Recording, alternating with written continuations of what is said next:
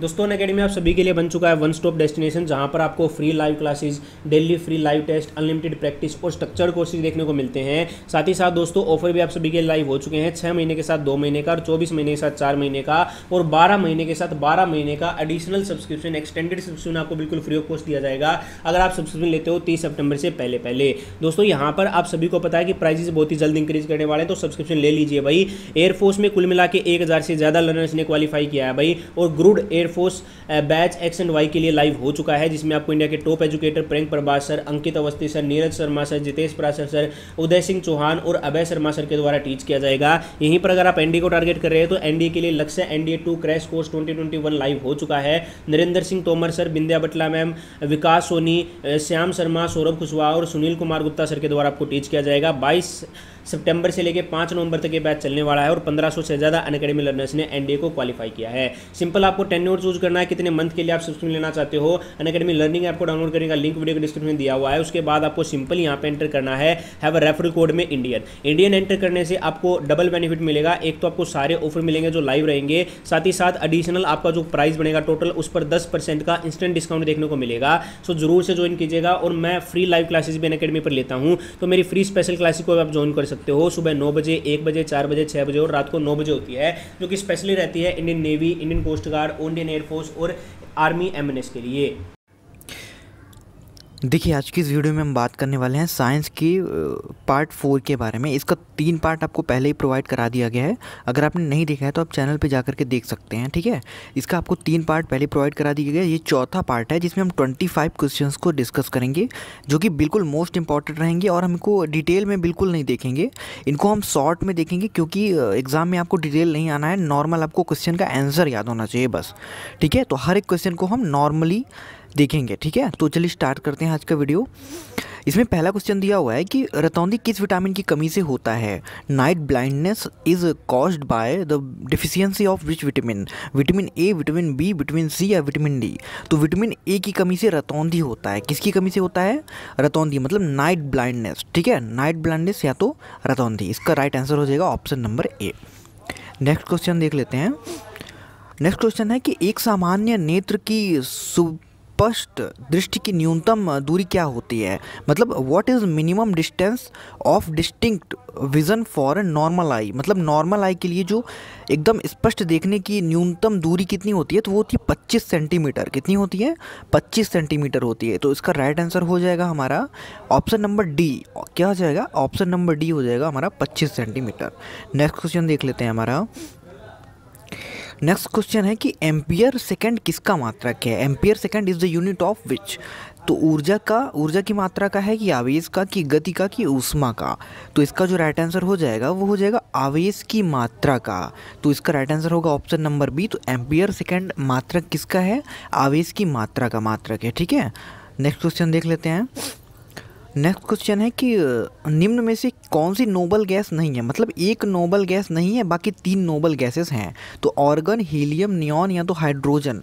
तो देखिए, इसमें जो हाइड्रोजन है वो हमारा नोबल गैस नहीं है, अदर 3 नोबल गैसेस हैं, ठीक है।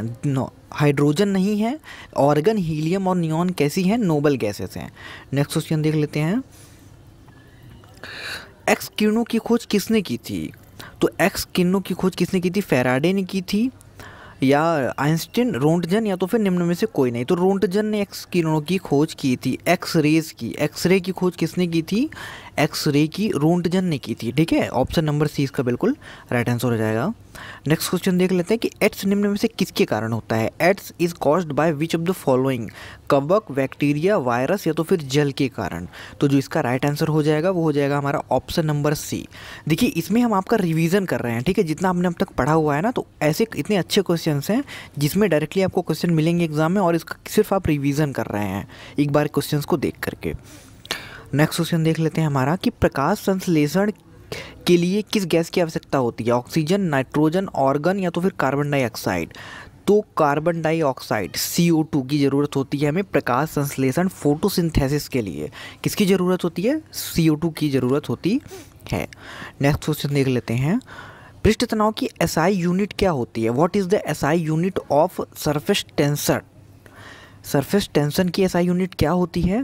तो इसकी ऑप्शन है न्यूटन पर मीटर, या तो फिर किलोग्राम पर मीटर क्यूब, या तो फिर किलोग्राम पर मीटर स्क्वायर, या तो फिर किलोग्राम पर मीटर। तो इसका जो राइट आंसर होगा वो क्या होगा, आपको कमेंट करके बताना है। इसका राइट आंसर आपको कमेंट में बताना है कि पृष्ठ तनाव की एसआई यूनिट क्या होती है। ठीक है, नेक्स्ट क्वेश्चन देख लेते हैं हमारा। बस में ड्राइवर के पास कौन सा दर्पण लगा रहता है?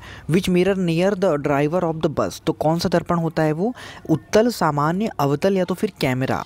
तो right answer option number A, convex mirror होता है। जो बस के ड्राइवर के पास लगा रहता है मिरर, वो कौन सा होता है, वो होता है कन्वेक्स। ऑप्शन नंबर ए इसका बिल्कुल राइट आंसर हो जाएगा। अगला क्वेश्चन है कि प्राकृतिक रबर निम्न में से किसका बहुलक होता है? तो प्राकृतिक रबर किसका बहुलक होता है? Natural rubber is a polymer of the which of the following. Ethylene का होता है, आइसोप्रिन का होता है, या तो स्टाइरिन का होता है, या तो इनमें से कोई नहीं। तो इसका राइट आंसर हो जाएगा ऑप्शन नंबर बी, आइसोप्रिन का। ठीक है, आइसोप्रिन का होता है प्राकृतिक रबर बहुलक। किसका होता है? आइसोप्रिन का। नेक्स्ट क्वेश्चन है कि आर्द्रता मापने वाले उपकरण को क्या कहते हैं? What is an instrument that measures humidity called. क्या कहते हैं उसे हम कहते हैं हाइग्रोमीटर। क्या कहते हैं? हाइग्रोमीटर। ऑप्शन नंबर 20 का बिल्कुल क्या होगा, राइट आंसर होगा, हाइग्रोमीटर कहते हैं। ठीक है, नेक्स्ट क्वेश्चन देख लेते हैं। ब्लीचिंग पाउडर का रासायनिक नाम क्या होता है? What is the chemical name of bleaching powder. तो क्या होता है इसका रासायनिक का नाम? Calcium bichloride, calcium chlorate, calcium hypochloride, या तो फिर में से कोई नहीं। तो इसका जो राइट आंसर होगा वो होगा हमारा ऑप्शन नंबर सी। तो जो ब्लीचिंग पाउडर होता है उसे हम कैल्शियम हाइपोक्लोराइड भी कहते हैं। नेक्स्ट क्वेश्चन है कि मनुष्य में आरबीसी का जीवन काल कितना होता है? आरबीसी से मतलब रेड ब्लड सेल्स। आरबीसी से मतलब क्या है यहाँ पे? Red blood cells. तो उनका जो जीवन काल होता है ना, वो 20 से 120 दिन के बीच का होता है। कितना होता है? 20 से 120 दिन के बीच का। तो यहाँ पे 120 डेज बिल्कुल राइट आंसर हो जाएगा। मतलब ऑप्शन नंबर ए इसका बिल्कुल क्या होगा, राइट आंसर होगा।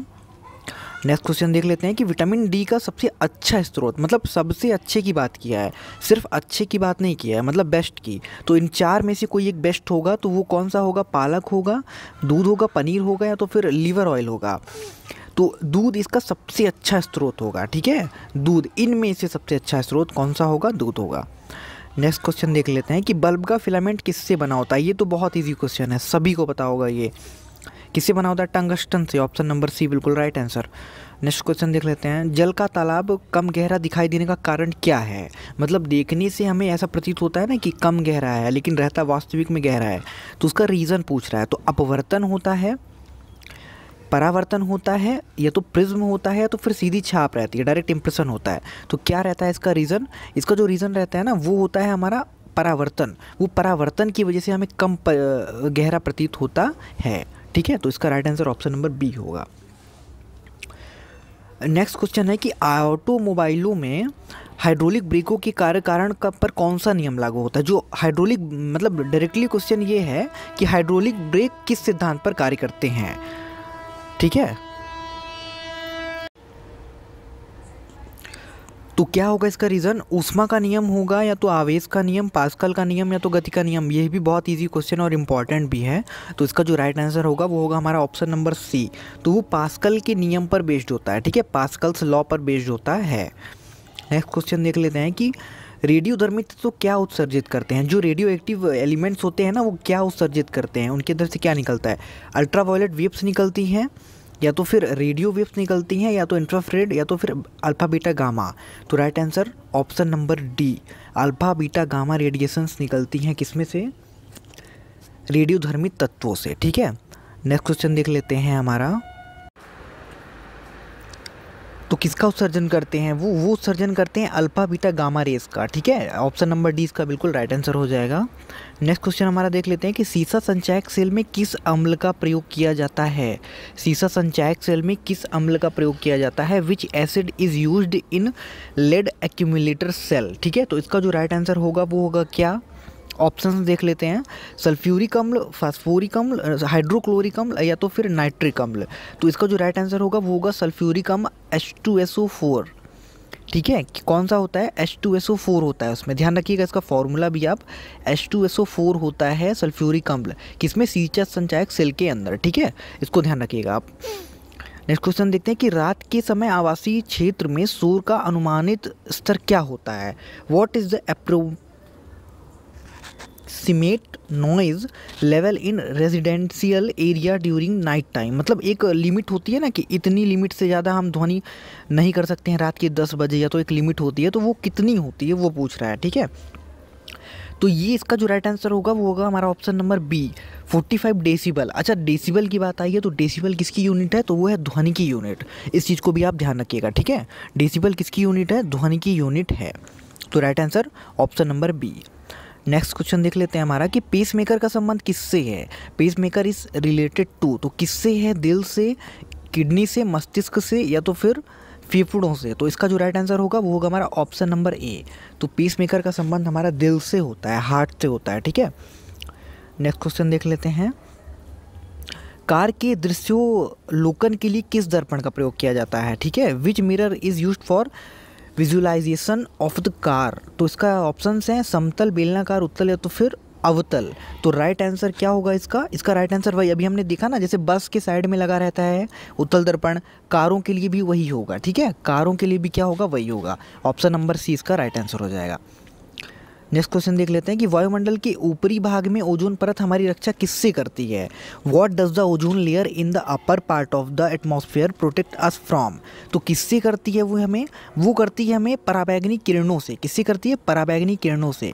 राइट आंसर हो जाएगा हमारा ऑप्शन नंबर बी। तो जो होती है ना कौन सी रेज, ओजोन परत, ओजोन लेयर जो होती है वो हमें पराबैंगनी किरणों से बचाती है। नेक्स्ट क्वेश्चन देख लेते हैं हमारा, टेस्ला किसका यूनिट है। टेस्ला किसकी यूनिट है। Tesla units belong to which of the field. चुंबकीय क्षेत्र से, द्रव्यमान से, स्पीड से, या तो फिर हीट से। तो राइट आंसर हो जाएगा इसका option number A, magnetic field की यूनिट है टेस्ला, ठीक है, उससे रिलेटेड है। तो ये था हमारा आज का वीडियो पसंद आया हो तो लाइक और शेयर जरूर करिएगा और चैनल को सब्सक्राइब कर लीजिएगा। और ई बुक आप ज़रूर परचेज़ कर लीजिएगा, जहाँ से आपको 8 से 10 नंबर साइंस के डायरेक्टली मिलेंगे, एकदम 100% श्योर है। 25 को जब एग्ज़ाम होगा तब आपको प्रूफ दिया जाएगा, ठीक है। जल्दी मिलते हैं नेक्स्ट वीडियो में, तब तक के लिए धन्यवाद।